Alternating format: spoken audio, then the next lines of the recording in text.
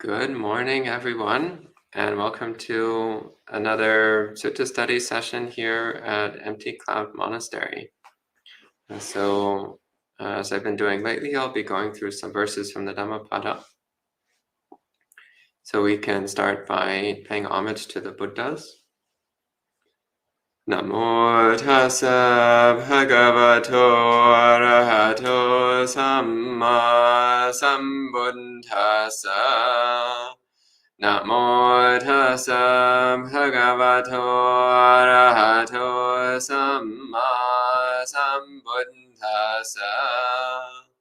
Namo tassa bhagavato arahato samma sambuddhassa. Buddhang dhammang sanghang namasami. So welcome, everyone. So as mentioned, I'll be going through a few more verses from the Dhammapada. So today, my intention is to go through verses 72 through 75. So these are the last few verses from the chapter on fools. So we're wrapping up. One of our residents is very amused by this. So we're wrapping up the chapter of fools. And then next time we'll move on to another chapter, another section. So these verses, let's see, they're all somewhat related to each other, not directly, but somewhat. So I'll go through the verses first in English, and then as necessary, I'll refer to the Pali texts. Then we can have some questions at the end. So please feel free to type in questions at any time, and I'll be happy to answer them once I've gone through the verses.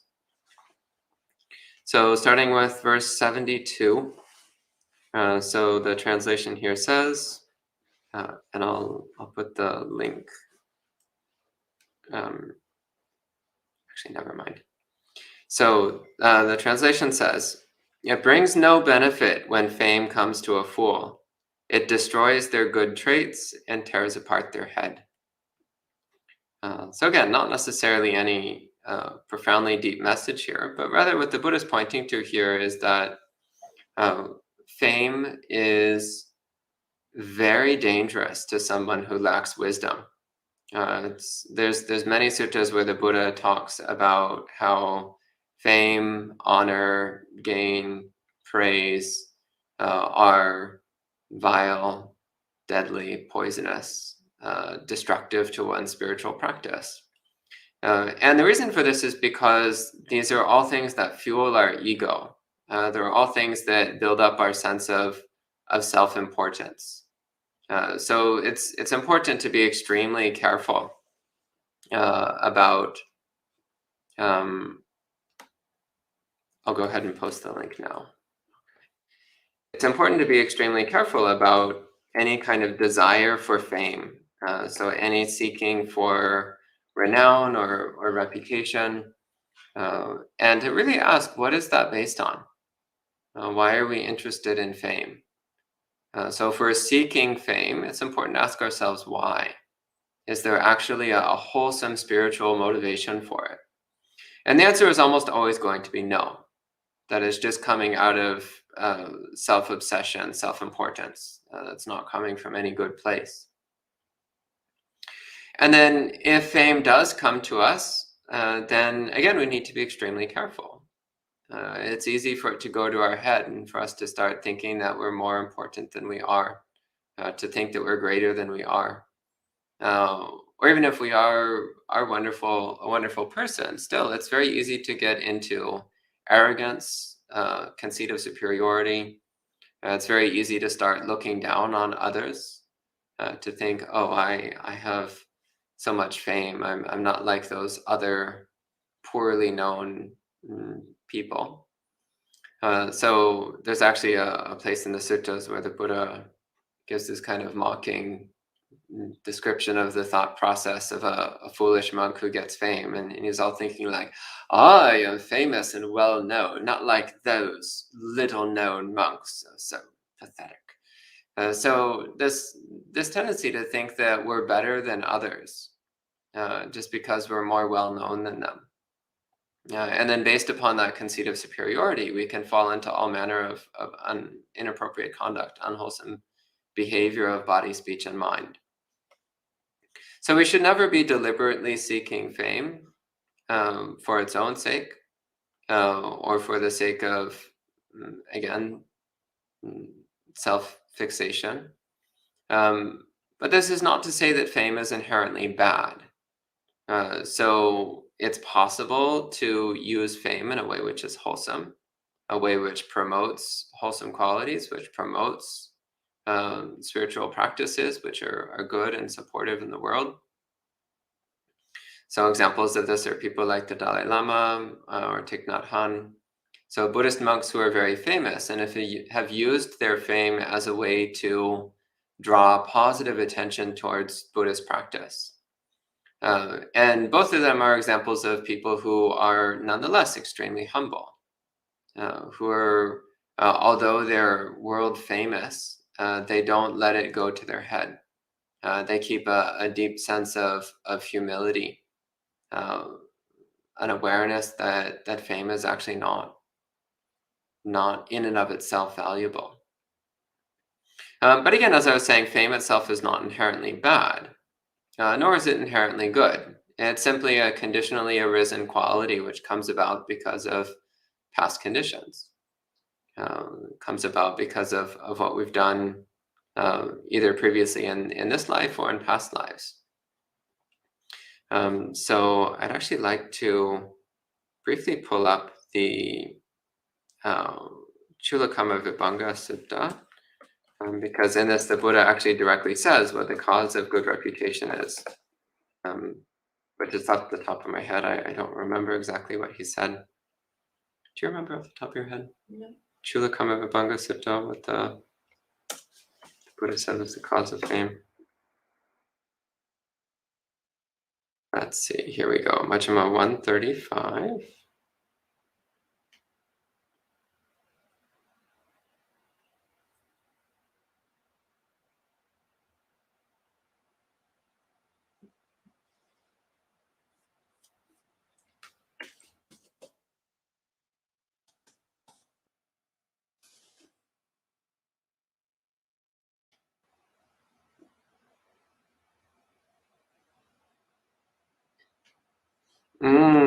Non-envy. So not having envy or jealousy towards others is what leads to you having a lot of fame and influence in future lives.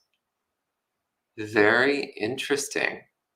It's not necessarily the first thing you would think of, but when you reflect on it, you can see the connection. Okay, so the next verse, so verse 73,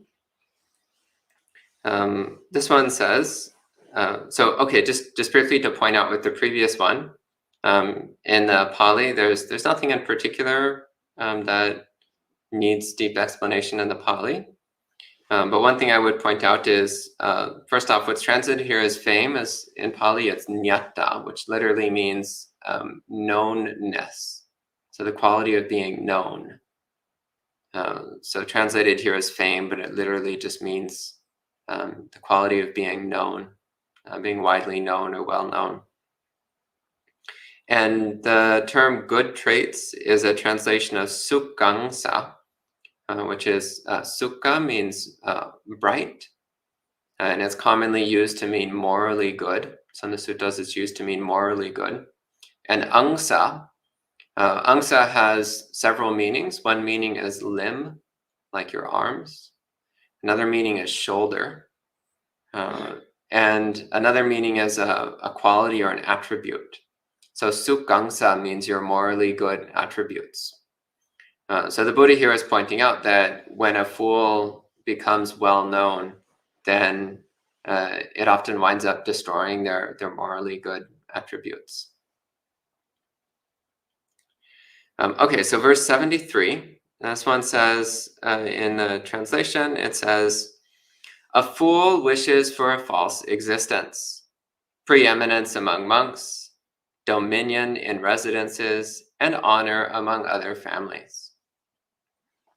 So this is playing off again, somewhat similar theme, not exactly the same, but it's pointing to this idea that wishing to have so preeminence among monks, so wishing to be considered mm, the best or the most important. So maybe if you're a layperson, you go to a monastery and you want to be the one who gets to sit in the front and make the special offerings and lead the rituals and the first to give things to the monks and so on. Maybe you go to a katina ceremony and you want to be the one who gives the katina robe. So you want preeminence when you're among the monks. Or if you are a monk, you want to be the one who's the most respected, the most adored, the one who gets the most offerings, the most support. Dominion in residences, so having power and control in residences. So again, this is a very broad term. It's not clear whether it means your own residence or other people's residences, or in a monastery context, maybe you want to be the one who gets to assign the dwelling places to the different residents. So you want to be the one who decides what furniture there are in the different buildings. But it's that wish for control in living places. And honor among other families. So wanting to be, again, wanting honor, wanting respect, wanting to be venerated and praised by other people. So what's all of this coming from? Once again, it's all coming from ego, from a sense of self-importance. It's like, oh, I want to be the one who has the position of highest respect and highest honor and highest praise. I want to be the one who has control over what happens in the residences. And it's interesting here that the Buddha starts off with saying, a fool wishes for a false existence. So asantang bhavang. So asantang bhavang literally means a fake state of being, untrue state of being. So the reason he says this is because a fool is someone who's not worthy to be the honored one, not worthy to be the one who makes decisions, not worthy to be the one who gets the best position. So a fool is someone who lacks the spiritual qualities that are necessary to really be worthy of any of that, any of these positions of responsibility. Because actually to be the target of veneration is a huge responsibility, because we need to make ourselves worthy of that honor. We need to make ourselves worthy of that support. And we need to carefully watch our minds and make sure that we maintain a sense of humility, that we're not swept up and destroyed by it, as the Buddha mentioned in the previous verse. Similarly, in terms of what's written here as dominion and residences, so having power and control over people's living places. Well, actually, in the Vinaya, the Buddha gives a list of requirements for a monk to be put in charge of the residences. And those requirements are things like you must not be biased by greed, you must not be biased by aversion, you must not be biased by delusion, you must not be biased by fear. So you must be impartial.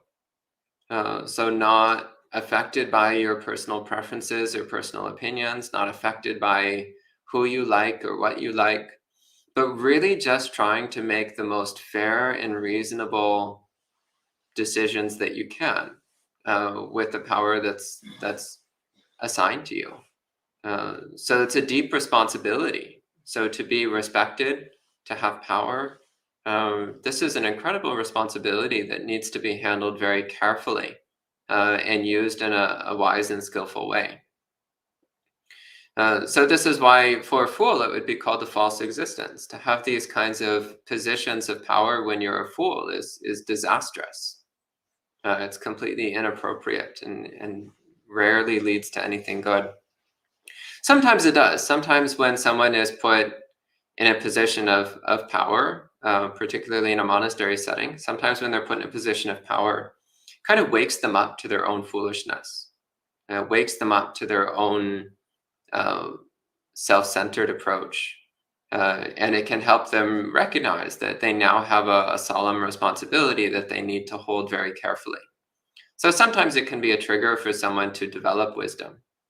But usually it's the other way around. Usually if a fool is given too much power or too much respect, then it just makes them worse. Then the next verse, so verse 75, verse 74, this is carrying along with that similar theme. So this is a quote of the mind of a fool. So the fool is thinking, "May both monastics and lay people think it was done by me alone. May I alone have the highest authority in determining what should or should not be done. In this way, the attitude, desire, and conceit of a fool grows." So this also I find adorable. So I love it when the Buddha gives these kind of mocking glimpses inside the mind of a fool. We see this in many places in the suttas. So again, the Buddha was not politically correct. He would probably get kicked out of a nonviolent communication course. But that's because he's not trying to be politically correct. He's not trying to use any particular mode of speech, which is considered properly sanitized. But rather, he's trying to speak in a way which will get through to people and wake them up to their own foolishness. And sometimes the way the Buddha does this is by using these kinds of mocking ways of communication. Because often that's the only way to get through to people. So the Buddha gives this kind of mocking imitation of a fool, and we hear that and we're like, oh, oh, wait, that's me. It's like, wait a minute, who's the fool here? Oh, it's me. So it's a way of waking us up to our own shortcomings so that we can work on them. We can start making progress again. So again, the mind of a fool. They're wishing for people, first off, may both monastics and lay people think it was done by me alone. In other words, when something good happens, when some accomplishment happens, we want all the credit. We want people to come and praise me. It's like, oh, Suddhāso, he's so great. We love Suddhāso. He did it all by himself. It's like, well, actually, no, I had a lot of help from other people. Or maybe it actually wasn't done by me at all. Maybe it was other people who did the work and people just give the credit to me. Well, if that's what we want, if we want other people to think that we are the sole responsible ones for all the good things in the world, once again, that's just coming from one, self-importance, a sense of self-obsession, but also a place of deceit. And this is one of the dangers that can happen. So there's an addictive quality to good reputation. There's an addictive quality to positive fame. Once you start to get a little bit of it, you want more.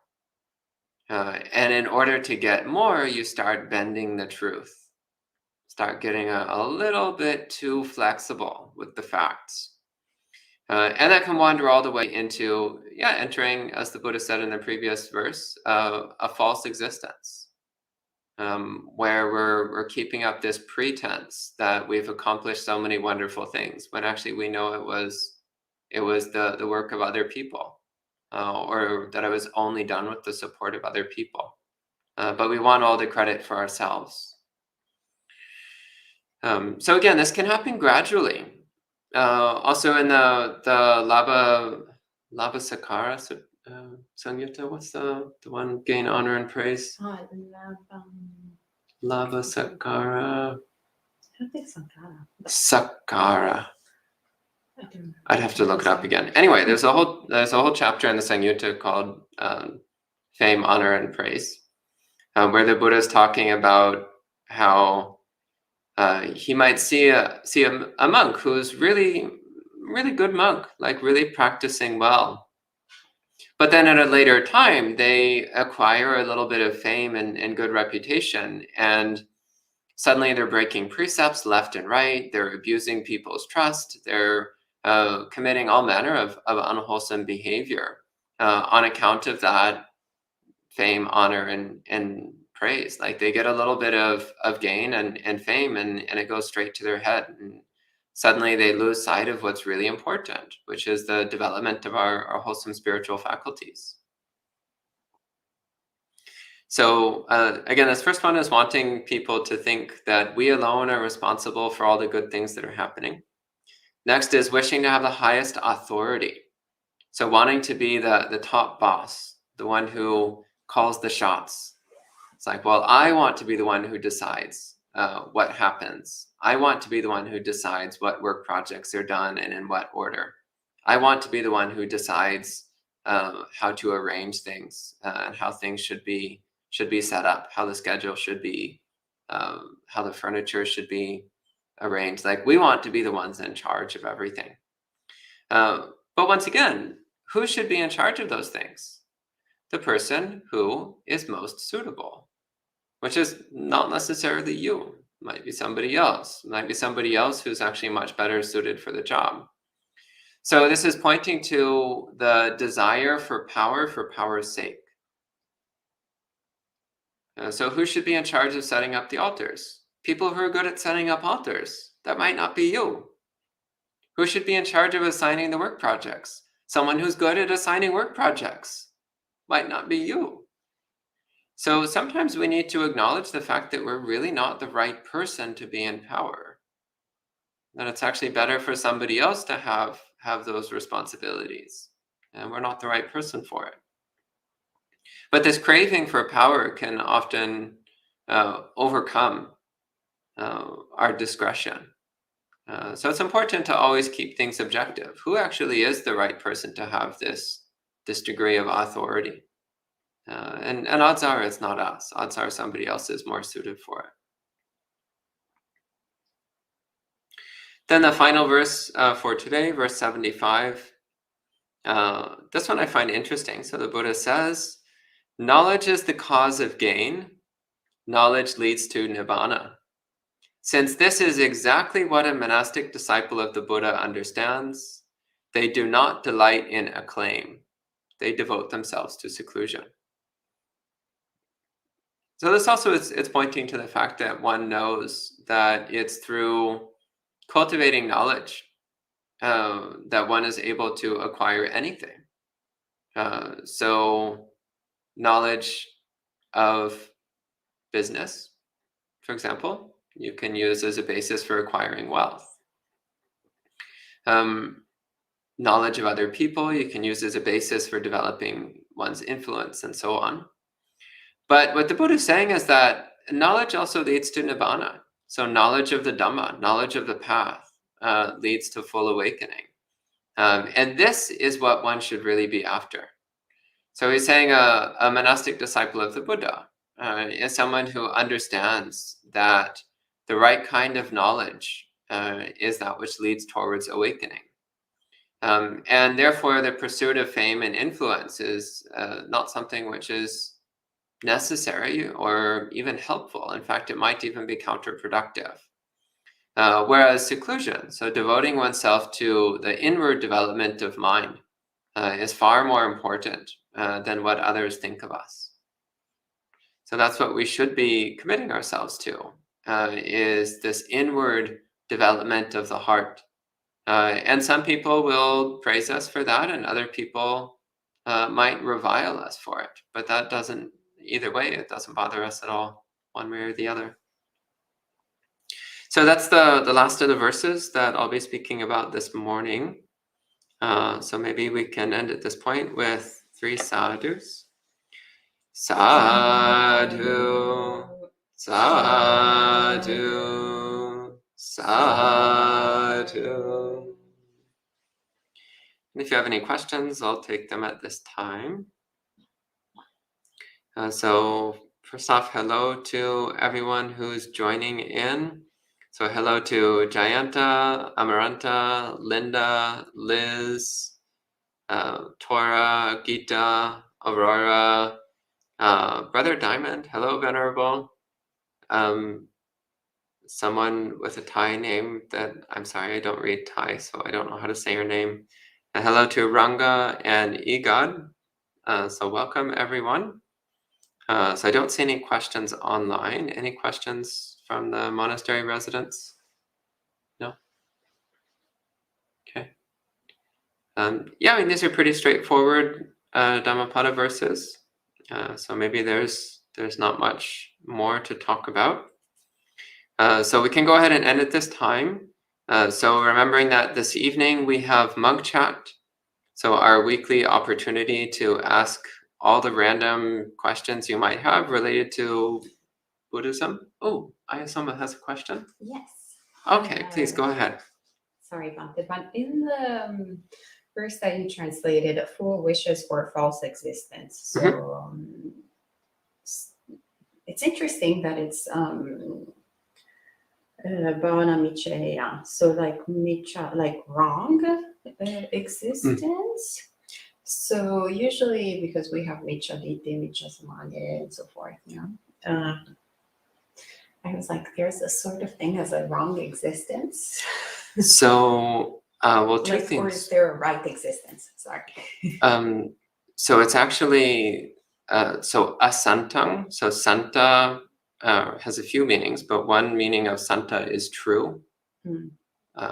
So asanta means untrue.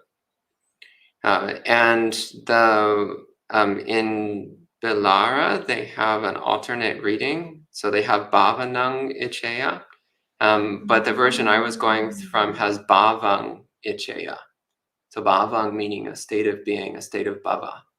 So bhavang ichaya, one wishes for asantang, untrue, bhavang, state of existence. So asanta can also mean unpeaceful or not peaceful. So one wishes for a state of existence that's not peaceful would be another way to translate this. Okay, so it has nothing to do with michas and wrong. No, it's not related to mitcha in the sense of mitcha ditti. Great, thank you. Yeah.